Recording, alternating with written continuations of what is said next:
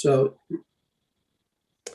good afternoon. I'd like to call to order the August 18th, 2021 Governing Board special meeting. For the record, Dr. Hay and Ms. Garcia are also in attendance, in addition to myself, with Kat Ripley and Mr. Gonzalez absent. So we have one item on the agenda today, which is the proposal for forgive outstanding student account balances and seek reimbursement from the Federal Higher Ed Emergency Relief Funds. Chancellor Lambert, why don't we do this? Let's start with Jeff, if you want to read the recommendation, and then we'll do a motion, and then we'll have a discussion, and Chancellor Lambert, you can present. Okay. The Chancellor recommends the Governing Board forgive unpaid student balances incurred during the COVID-19 pandemic totaling approximately $2.7 million and authorize the Chancellor or designee to seek reimbursement for forgiven balances from Higher Education Emergency Relief Funds. So I will go ahead and make the motion. Is there a second? Second. Second by Ms. Garcia. Discussion, Chancellor Lambert, do you want to walk us through this opportunity? So thank you, Damian. As you all know, we have this maybe once in a lifetime exciting opportunity to forgive student balances due to the impact of COVID. And so let me kind of put the student piece in perspective for a moment. So we're talking, about 4,329 students, give or take. And 90% of these students have demonstrated the highest needs at the college, and the majority of which are low income or of low socioeconomic background. So you're talking a pretty significant impact on this population. Majority of these students are students of color as well. So 90%, and then the majority are students of color. And I think the explanation that we provided in terms of the justification really lays this out in terms of why we think this is important for the board to consider in giving us the authority to forgive the balances as well as seek reimbursement from the HERF funds. Now, with that said, this can only apply to that limited group of individuals. So it can't apply to pre-COVID student balances, just for this period of time.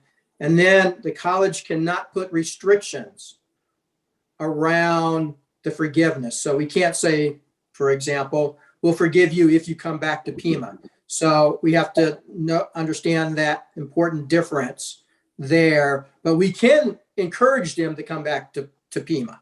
So we would work through those important nuances to make sure we're consistent with the law. So I have the legal aspect covered here. I have the financial aspect covered here. And if there's any programmatic questions, we have folks here that can answer that as well. So Damian, I'll turn it back over to you if there's any questions.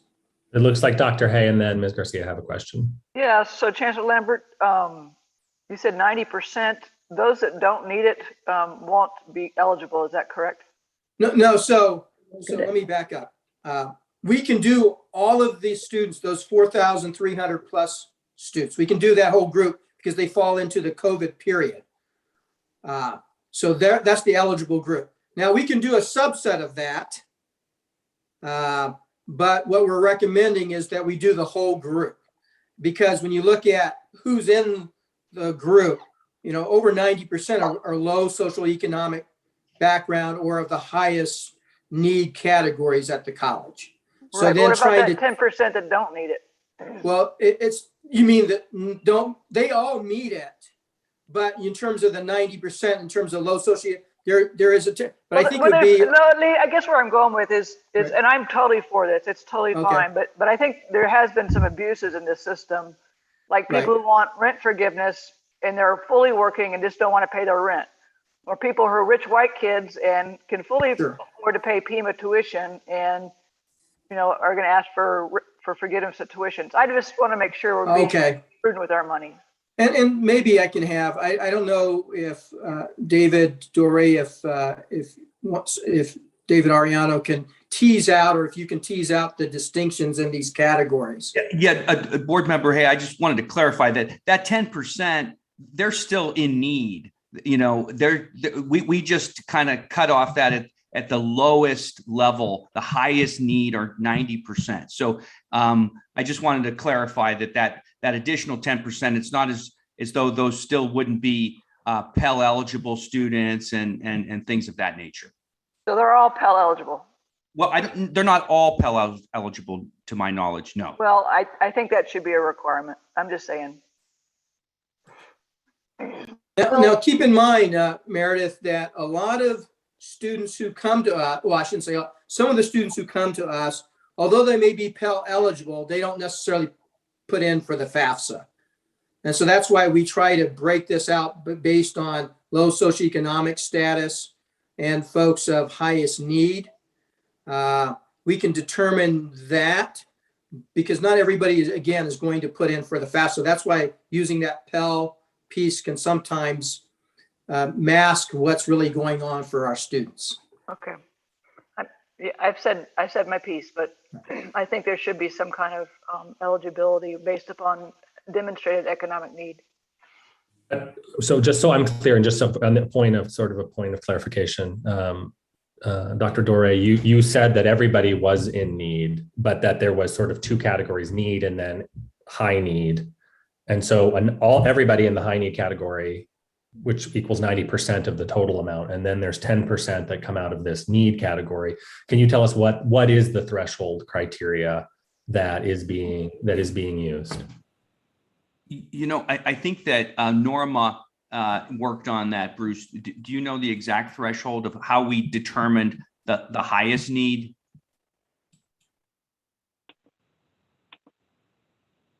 I don't think we've drilled down. I asked this question the other day at ELT. We haven't drilled down into the data to disseminate or disaggregate the data based on student type or anything like that. We basically looked at all students who have a balance and what that total balance came out to be. Now, I don't know if some additional work has been done there. Yeah, Bruce, David Ariano and Norma and Cecily, they did disaggregate the data this morning for us. Okay, and that's where we came up with some of that financial data. And then I don't know if this is important, but the other thing that David found was that it was very inclusive across all of our programs. So CTD, whether nursing, it just was pretty much across the board. Ms. Garcia. I want to know if the people the DACA students, are they eligible for this or not? Chancellor Lambert, Mr. Sullivan. So so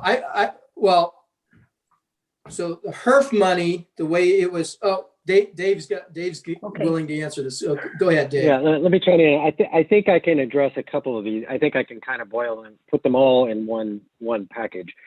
So recall that the HERF money is designed to create relief for those impacted by the COVID pandemic. And so the eligibility criteria that are used to identify these people these are people who, as a result of the time frame of the pandemic, have accumulated unpaid balances. I think it's very safe to say, and I mean, we've gone through some of the demographic information about, a large proportion of them come from socio and economically challenged folks. I think it's very safe to say that all of these people have been adversely impacted by the pandemic. And that's what the population is, right? These are people who have unpaid balances left over. And the advantage of, our opportunity here is that the federal government is giving us the ability to essentially reimburse ourselves if we relieve the students of this unpaid balance.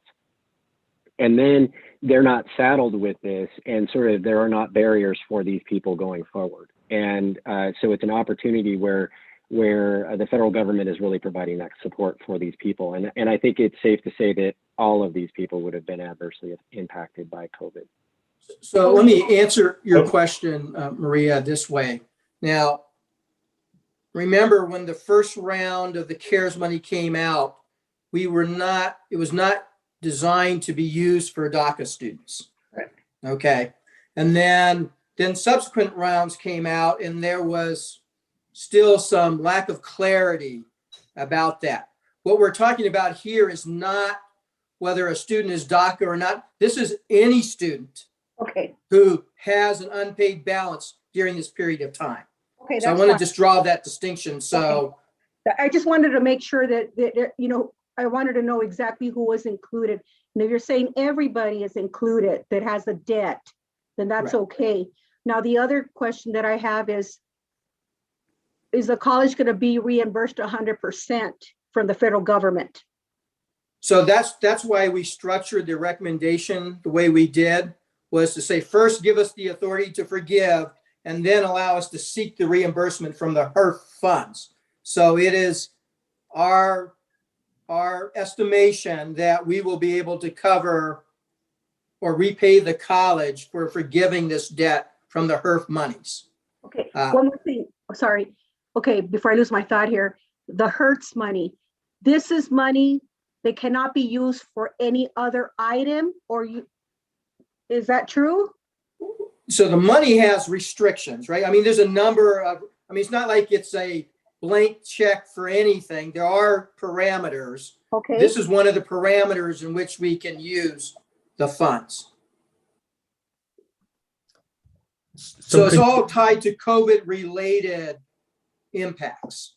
Dr. B, could you just give us a very, very brief summary about how much of American Rescue Plan Act funds were given to the college? Again, just sort of remind us how we're spending it, and then sort of go over the categories where we can utilize this money to lessen the impact on students.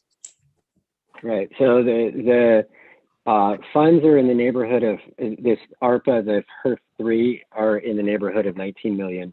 The first uses of the funds that we're trying to use the money for, it's to recover lost revenues, right? And so once we do that, we sort of keep the college whole, and then we can prioritize the use of the funds through our budget. This would fall into that category. This is the first one would be lost tuition revenues, lost contract revenues, things like that we can document would qualify. This also falls into lost revenues, but this is specific to also providing direct student benefit, right? The direct student benefit of this is that it relieves that barrier so that students don't have holds on their accounts. They won't have holds on their accounts after this is processed. And they can re-enroll both at the college, or they can get transcripts so that they can go somewhere else. So this one is a direct student benefit. Other uses of the money are, we're using a fair amount of the money for information technology upgrades throughout the district. That's to enable us to do the high flex classrooms, to have better infrastructure, to handle if the college needs to shift back and forth to remote learning, again, we're in a better position to do that. And we're using the money to upgrade that. We're also using the money for laptops and Wi-Fi hotspots. Those are the primaries, but there are other things, putting up the plexiglass walls. We use the money for the Synexus units as well, and there's additional demand for more Synexus units. So we are using the money effectively. It's balancing and creating that bridge for us during a time when our revenues have dropped pretty significantly, but we're also turning it right back into positioning the college both to handle the pandemic and its impacts, and also to help our students. Okay, so one more question. Well, I don't know, it's just one more, but anyway, the other thing that I'm looking at is, could this money in any way also be used for some of the faculty and staff that are underpaid, to compensate them for having to put in Wi-Fi in their homes because they were working from home? I don't know, just, can that money be used anywhere else for the staff and faculty? Mostly no, with what you said. In terms of the salaries and not providing a direct salary. support. It's because some of them have been impacted by COVID as well. They're the fact that they had to stay home. I hate to say this, but the fact that some of them had to stay home, their utility bills increased because they're not at the college, so they're working from home, so they had increased utility cost. But if it's not, I understand. No, but I think, you make a good point. But I think the challenging thing for us is trying to sort out who fits in and who doesn't fit in, and a lot of folks can come in and say they've incurred these additional expenses as a result of COVID. And I think it becomes a slippery slope for the college trying to figure that out. That's why when we came to you at the end of last year and we said, okay, we want to increase COLA by X% and provide $1,000 to everybody, it was in many ways in recognition of the fact that there were impacts that would really be very difficult for us to tease out who should and who shouldn't. So that's one piece. And then another piece to keep in mind, the folks who clearly did not have a device at home, faculty, staff, and students, we provided that to individuals. So having access to the technology tools. And correct me if I'm wrong, Dave, but that would have included the hotspots as well. So we did make those technology tools available thanks to the board's approval of being able to use the money that way. We did have some staff come in and ask for access to those technology tools. Okay. All right. I'm done. Okay. So I'll just provide a few remarks. And Meredith, Dr. Hay, is there any additional comments or thoughts? No. Okay. So I'll just provide some closing thoughts. I am really, I really appreciate the Chancellor Lambert and your team bringing this forward. I think when we look at different ways that we as an institution can help serve our students and this community and ways of lessening the extreme impact on individuals who have been devastated and lost family members and, had to make choices between, going to a work environment that puts them at risk or coming to class and figuring out all of these solutions and things for themselves to bring forward a proposal like this that uses these resources directly to impact students and their success, freeing them to be able to get their transfer credits and their I am blanking on the term, the transcripts, to freeing up their transcripts that they wouldn't otherwise be able to get because they owe these funds. I think, we talk aspirationally about moving towards free community college, and I know that this is not it, but this certainly, to me, feels like we are moving in the right direction. And I'm really inspired that we're doing this for these students and what a transformational opportunity it is. And I really hope that we take this effort to really, one, notify the community that we're doing this in totality, and that we really send out some press releases, but maybe be able to even highlight how it's impacting the students who are receiving this debt relief, and really letting them know that, again, taking this as opportunity to, when we notify them, to let them know that we're here and we really want to, if they're not completed, we really want to find ways to get them through the programs to where they want to go, into degrees and to transfer. So, I think if we can use it as a tool, we can't, as Chancellor Lambert, we can't mandate it, but again, if we could use it as a real marketing tool, and we don't just issue checks and just let it go at that, but we really are strategic and conscientious in how we deliver this information to try to get people to complete and re-enroll. I'm super supportive. So if there's no more discussion, let's have a vote. So all in favor of the motion signify by saying aye. Aye. Aye. Aye. Okay, so the motion passes unanimously. Chancellor Lambert, any closing thoughts? Well, I just want to say thank you all for your tremendous support of our students and being able to use this once, maybe in a lifetime, opportunity to support them. And just so you're aware, so we're going to be contacting Arizona Western College, who's done a similar thing. They've put together a good system on how they've outreached to folks. My understanding, based on that, they have gotten some students who have decided to come back as a result of doing this. So we're going to get their messaging and all that as a way to help us